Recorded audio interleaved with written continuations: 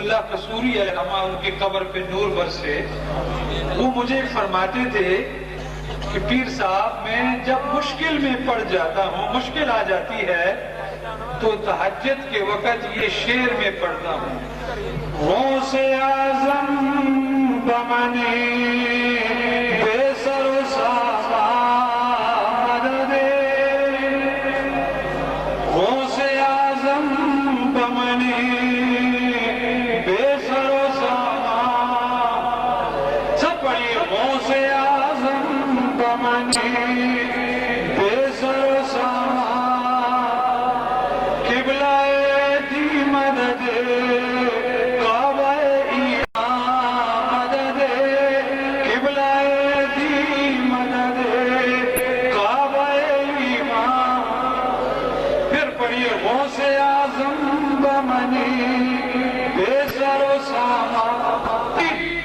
ابھی تو نے کہا نہیں ہوتا کہ میں تیری مدد کو پہنچ جاتا ہوں۔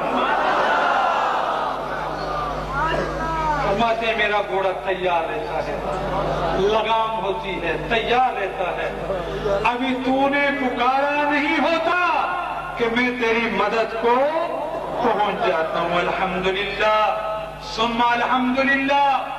اے قادریو، یہ آستانہ ہے حضرت غوث اعظم کا۔ کس کا ہے؟ غوث اعظم کا۔ ہم سب ان کے مرید ہیں۔ کن کے مرید ہیں؟ غوث اعظم کے مرید ہیں۔ الحمدللہ ایسے پیر کے مرید ہیں کہ جس کی مثال کائنات میں نہیں ملتی ہے، اور تمام سلاسل روحانیہ کے پیشوا ان کے در اقدس کے منگتے ہیں، سائل ہیں، بکاری ہیں، انہی کا فیض دنیا میں بانٹ رہے ہیں، اور جب تک انہی سے واسطہ رہے گا، ان کی اولاد سے واسطہ رہے گا، ان کے خاندان سے واسطہ رہے گا، تو دنیا میں راج کرے گا۔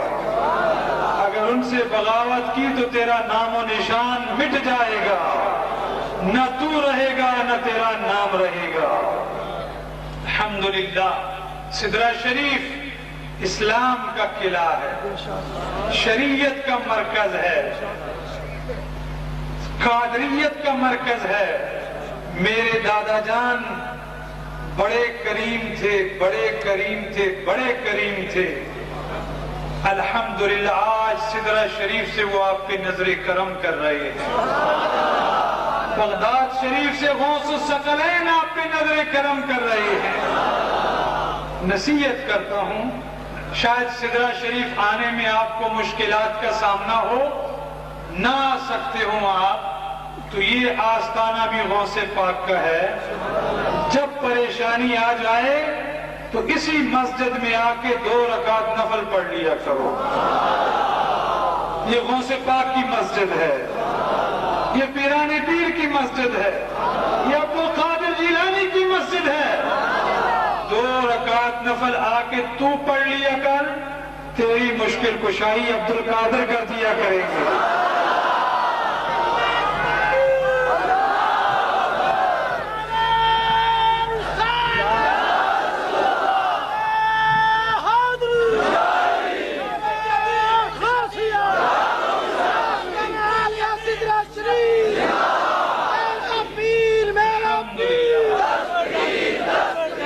الحمدللہ 2 رکعت نماز نفل یہاں پڑھ لیا کرو، اور غوث پاک کے وسیلے سے دعا مانگ لیا کرو، انشاءاللہ حاجت پوری ہو جایا کرے۔